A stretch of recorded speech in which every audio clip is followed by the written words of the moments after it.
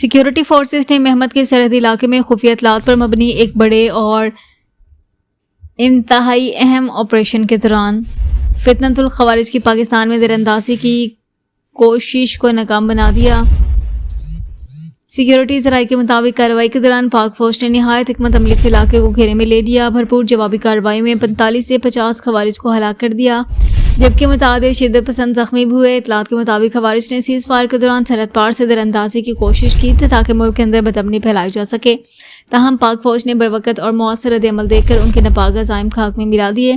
علاقے میں کئی گھنٹوں تک شدید فائرنگ کا تبادلہ جاری رہا، جس کے بعد فوج نے علاقے کو مکمل طور پر کلیئر کر کے سرچ آپریشن شروع کر دیا۔